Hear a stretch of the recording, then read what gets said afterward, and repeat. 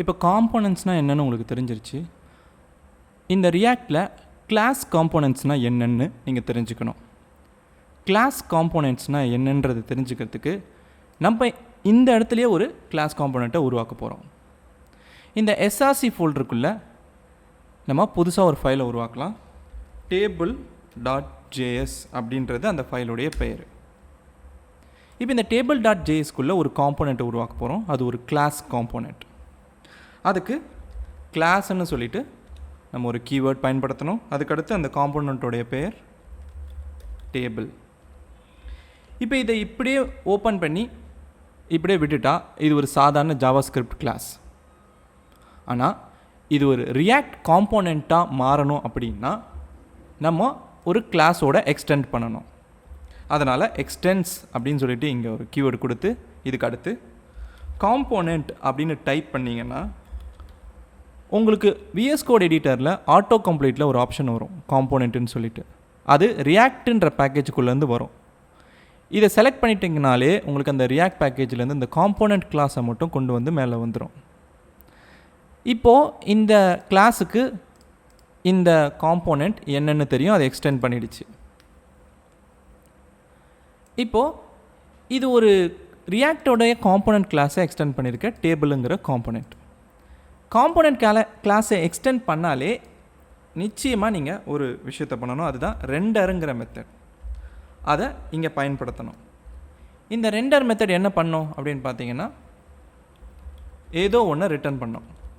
அந்த ஏதோ ஒன்று என்ன ரிட்டர்ன் பண்ணோம் அப்படின்னு நீங்கள் கேட்டிங்கன்னா உங்களுக்கு ஏற்கனவே தெரிஞ்சிருக்குன்னு நினைக்கிறேன். இது ஒரு காம்போனண்ட்டுக்கான டெம்ப்ளேட்டை ரிட்டர்ன் பண்ணோம். இப்போ இந்த இடத்துல இந்த டேபிளுக்கான ஒரு டெம்ப்ளேட்டை நான் கொடுக்க போகிறேன். டைப் பண்ணிலாம் உங்கள் டைமை நான் வேஸ்ட் பண்ண விரும்பலை. அதனால் ஏற்கனவே அந்த டெம்ப்ளேட்டை நான் வச்சுருக்கேன். இங்கே காப்பி பேஸ்ட் தான் பண்ண போகிறேன். ரவுண்ட் ப்ராக்கெட் ஒன்று கொடுத்துக்கிறேன். ஏன்னா ஒரு லைனுக்கு மேற்பட்ட டெம்ப்ளேட்டாக தான் இங்கே நான் கொடுக்க போகிறேன். அதனால் இந்த ரவுண்ட் ப்ராக்கெட் இங்கே பேஸ்ட் பண்ணிட்டேன். இப்போ நீங்கள் பார்க்கலாம், இது ஒரு டேபிளுக்கான டெம்ப்ளேட் கோட் JSXல இருக்குது, HTML கிடையாது. இது ரொம்ப கஷ்டமான டெம்ப்ளேட்டுக்கும் கிடையாது, இருந்தாலும் நான் சொல்கிறேன். இங்கே டேபிள்னு சொல்லிட்டு ஒரு பேரண்ட் எலிமெண்ட் இருக்குது. இந்த பேரண்ட் எலிமெண்ட்டுக்குள்ளே டேபிள் ஹெட்டிங்னு ஒன்று இருக்குது, அதுக்குள்ளே டேபிள் ரோ ஒன்று இருக்குது. 2 ஹெட்டிங் இருக்குது, நேம் மற்றும் ஜாப். இதுக்கடுத்து டேபிள் பாடி இருக்குது, அதுக்குள்ளே 4 ரோ இருக்குது. 4 ரோலையும் இந்த 2 ஹெட்டிங்க்கான டேபிள் டேட்டா சாம்பிளுக்காக கொடுக்கப்பட்டிருக்கு. இவ்வளோ தான் இந்த டெம்ப்ளேட்குள்ளே இருக்கிறது. இப்போது இங்கே இருக்கிறது ஒரு டேபிளுங்கிற பேரண்ட் எலிமெண்ட். இது ஒன்று தான் இருக்கணும். அதாவது இங்கே நம்ம ரிட்டர்ன் பண்ணது என்னவோ ஒரே ஒரு பேரண்ட் எலிமெண்ட். ஒருவேளை நீங்கள் ஒன்றுக்கு மேற்பட்ட பேரண்ட் எலிமெண்ட்டை உள்ளே கொடுத்தீங்கன்னா, உதாரணத்துக்கு இந்த மாதிரி கொடுத்தீங்கன்னா இங்கே எரர் அடிக்கும். இந்த எரர் லைனுக்கு மேலே மவுஸ் ஓவர் பண்ணுங்கள். அங்கே உங்களுக்கு என்ன எரர் வருது பாருங்கள். JSX expressions must have one parent element. இப்போ உங்களுக்கு புரிஞ்சிருக்குன்னு நினைக்கிறேன். ஒரே ஒரு பேரண்ட் எலிமெண்ட்டை தான் இந்த JSXல நம்ம கொடுக்க முடியும். ஒன்றுக்கு மேற்பட்ட பேரண்ட் எலிமெண்ட்டை கொடுக்கக்கூடாது. இப்போ டேபிளுங்கிற ஒரு காம்போனண்ட்டை உருவாக்கியிருக்கோம். இது ஒரு கிளாஸ் காம்போனண்ட். அதுக்குள்ளே ஒரு டெம்ப்ளேட்டை ரிட்டர்ன் பண்ணியிருக்கோம். இப்போ இந்த டேபிள் காம்போனண்ட்டை நம்ம இந்த app.jsக்குள்ளே இந்த இடத்துல பயன்படுத்த போகிறோம். அதுக்கு நம்ம என்ன பண்ணணும்னா, இந்த டேபிள் காம்போனண்ட்டை உருவாக்கினா மட்டும் போதாது. இதை இந்த ஃபைல்குள்ளேருந்து எக்ஸ்போர்ட் பண்ணாதான் நம்மளால் இங்கே அதை பயன்படுத்த முடியும். அதுக்கு நம்ம என்ன பண்ணணும், இங்கே கீழே எக்ஸ்போர்ட் அப்படின்னு கொடுக்கணும். அதுக்கடுத்து டிஃபால்ட், அப்புறமா இந்த காம்போனண்ட்டோடைய பெயர் டேபிள்னு கொடுக்குறேன். இப்போ எக்ஸ்போர்ட் கொடுத்த பிறகு நம்மளால் இந்த app.jsக்குள்ளே அந்த டேபிள் அப்படின்ற கிளாஸ் காம்போனண்ட்டை இம்போர்ட் பண்ணி இங்கே பயன்படுத்த முடியும். நம்ம ஏற்கனவே app.jsக்குள்ளே ஆப்னு சொல்லிட்டு ஒரு காம்போனண்ட்டை இங்கே உருவாக்கியிருக்கோம். அதுக்குள்ளே divன்னு சொல்லிட்டு ஒரு டெம்ப்ளேட்டை ரிட்டர்ன் பண்ணுறோம். இப்போ இதுக்குள்ளே ஹெட்டிங்குன்னு ஒன்று இருக்குது, அதை நான் எடுத்துடுறேன். அதை எடுத்துகிட்டு இப்போ டேபிள்ன்ற காம்போனண்ட்டை நான் இங்கே பயன்படுத்த போகிறேன். செல்ஃப் க்ளோசிங் டேகாக நான் வந்து இந்த டேபிள்ன்ற காம்பனண்ட்டை இங்கே டைப் பண்ணும்போதே ஆட்டோ கம்ப்ளீட்டில் எனக்கு இங்கே வருது பாருங்கள். இந்த டேபிளுங்கிற ஃபைலுக்குள்ளேருந்து டேபிளுங்கிற காம்பனண்ட் நமக்கு தெரியுது. இதை கிளிக் பண்ண உடனே உங்களுக்கு மேலே இந்த டேபிளுன்ற கிளாஸ் இந்த ஃபைல்லேருந்து இம்போர்ட் ஆகிடும். இப்போ நீங்கள் இந்த ஸ்லாஷ் போட்டு செல்ஃப் க்ளோசிங் டேகை முடித்து வச்சுருங்க. கொடுத்துட்டோம். இப்போ இந்த டேபிளுக்கு மேலே நம்ம ஒரு ஹெட்டிங்கை கொடுத்துக்கலாம். நம்மளுடைய புரிதலுக்காக தான் இந்த ஹெட்டிங்கில் நான் டேபிள்னு கொடுக்குறேன். இந்த ஹெட்டிங் கீழே வர்றது டேபிள் காம்போனண்ட், அந்த டேபிள் காம்போனண்ட் அப்படின்னு நம்ம புரிஞ்சுக்கணும். அதுக்காக தான்.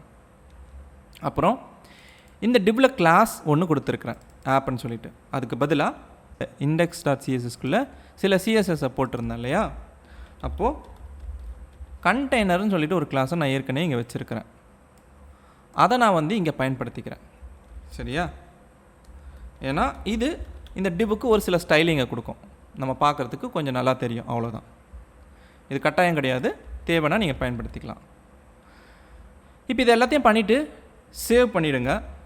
இப்போ இந்த ப்ராஜெக்டை நம்ம டெவலப்மெண்ட் சர்வரில் ரன் பண்ணி பார்க்க போகிறோம். நீங்கள் ப்ராஜெக்டை ரன் பண்ணி பார்க்குறதுக்கு இங்கே கமாண்ட் வந்து npm start. இது ஏற்கனவே நீங்கள் கொடுத்து டெவலப்மெண்ட் சர்வர் ஸ்டார்ட் ஆகிருந்ததுன்னா பிரச்சனை இல்லை. ஆனால் புதுசாக ஸ்டார்ட் பண்ணுறவங்களுக்கு இந்த கமாண்டை கொடுத்து ஸ்டார்ட் பண்ணி வச்சுக்கோங்க. இப்போ ஆட்டோமேட்டிக்காக இந்த பேஜ் ப்ரௌசரில் ஓப்பன் ஆகிடும். இப்போ பாருங்கள், நம்மளுக்கு ப்ரௌசரில் டேபிள்னு சொல்லிட்டு ஒரு ஹெட்டிங், அதுக்கு கீழே நம்மளுடைய டேபிள் காம்போனண்ட்டோடைய டெம்ப்ளேட் தெரியுது. இப்போது உங்களுக்கு கிளாஸ் காம்போனண்ட்னா என்னன்னு தெரியும்னு நினைக்கிறேன். இந்த கிளாஸ் காம்போனண்ட் அப்படிங்கிறது கிளாஸை பயன்படுத்தி உருவாக்கக்கூடிய ஒரு காம்போனண்ட். அது ரெண்டர்ன்ற மெத்தடை கொண்டு இருக்கணும். அதுக்குள்ளே ஒரு டெம்ப்ளேட் கோடானது ரிட்டர்ன் ஆகணும். அது JS6 சின்டாக்ஸ் கொண்ட டெம்ப்ளேட்டாக இருக்கணும். இந்த டெம்ப்ளேட்டில் பேரண்ட் எலிமெண்ட் ஒன்று தான் இருக்கணும். இவ்வளோ தான் இந்த கிளாஸ் காம்போனண்ட்டுக்குள்ளே நீங்கள் தெரிஞ்சுக்க வேண்டிய விஷயங்கள். இதை பயன்படுத்துகிறதால நம்மளுக்கு என்ன பயன் அப்படின்னு நீங்கள் கேட்கலாம். இப்போ நம்ம ஆப் ஜேஎஸ்குள்ளே திரும்ப போகலாம். இங்கே ஏற்கனவே நம்ம டேபிள்னு ஒரு ஹெட்டிங் கொடுத்துருக்கோம். அதுக்கு கீழே டேபிள் காம்போனண்ட்டை பயன்படுத்தியிருக்கோம்.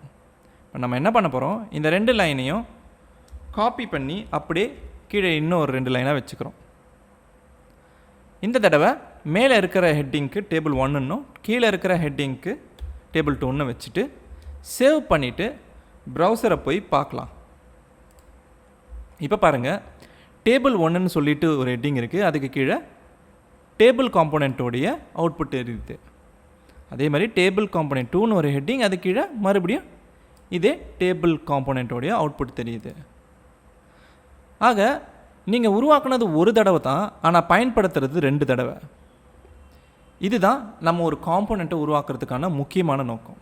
நீங்கள் ஒரு காம்போனண்ட்டை ஒன்றுக்கும் மேற்பட்டு பயன்படுத்துகிறதா இருந்துச்சுன்னா நீங்கள் அதை இதை காம்போனண்ட்டாக பிரிச்சுக்கலாம்.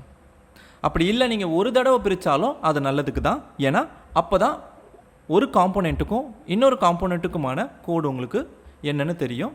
உங்கள் கோட் குழப்பமாக இருக்காது. இப்போ உதாரணத்துக்கு இந்த ஆப்புன்ற காம்போனண்ட்டுக்குள்ளே இவ்வளோ தான் கோடு. இதுக்கடுத்து டெம்ப்ளேட்டுன்ற காம்போனண்ட்டுக்குள்ளே போய் பார்த்தோம்னா இவ்வளோ தான் கோடு. இந்த மாதிரி ஒவ்வொரு இடத்துலையும் கோடை பிரித்து பார்க்குறதுக்கும் அந்த இடத்துல மட்டும் அதை சரி பண்ணணும்னு நினைக்கிறவங்களுக்கும் நம்ம இந்த காம்போனண்ட்டை பயன்படுத்துறது ரொம்பவே நல்லதாக இருக்கும். இதுதான் இங்கே முக்கியமான நோக்கம்.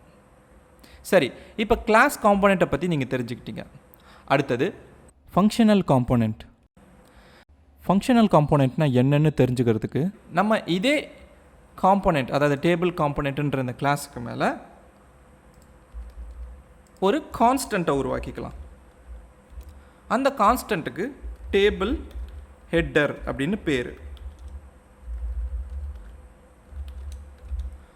இப்போ இதுக்குள்ளே வேல்யூவாக நம்ம கொடுக்க போகிறது ஆரோ ஃபங்க்ஷன்.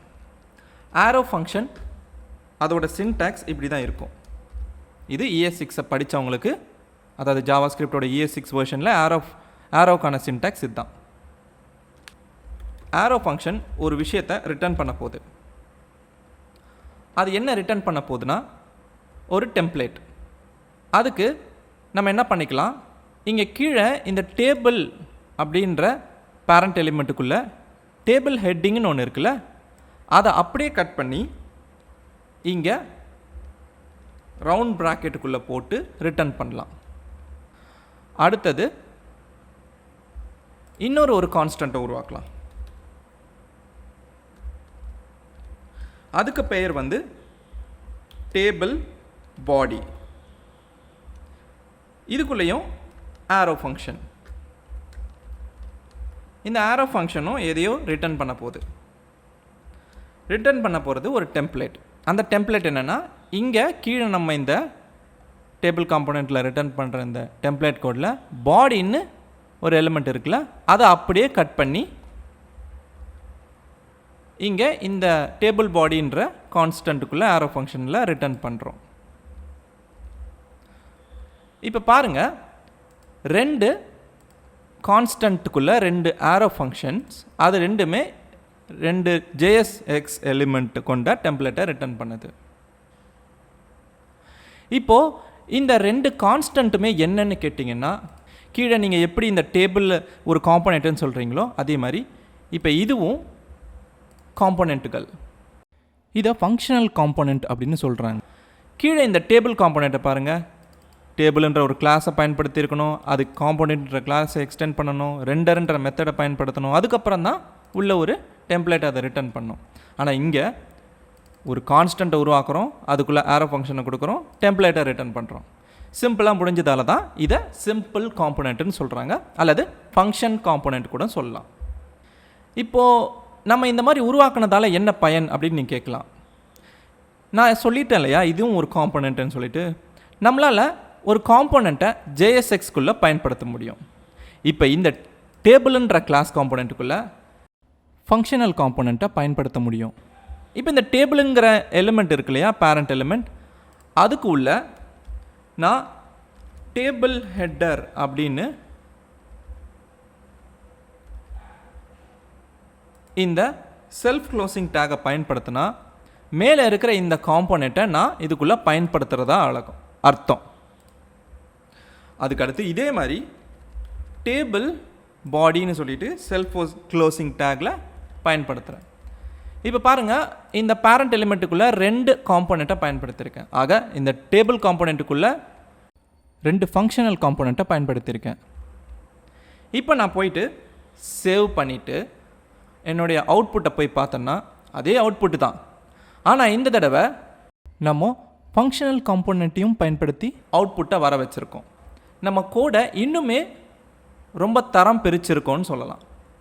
இப்போது ஹெட்டருக்கான கோடை நீங்கள் மாற்றணும்னு நினச்சிங்கன்னா இந்த டேபிள் ஹெட்டர்ன்ற காம்போனெண்ட்டுக்குள்ளே போய் மாற்றம் செஞ்சுக்கலாம்.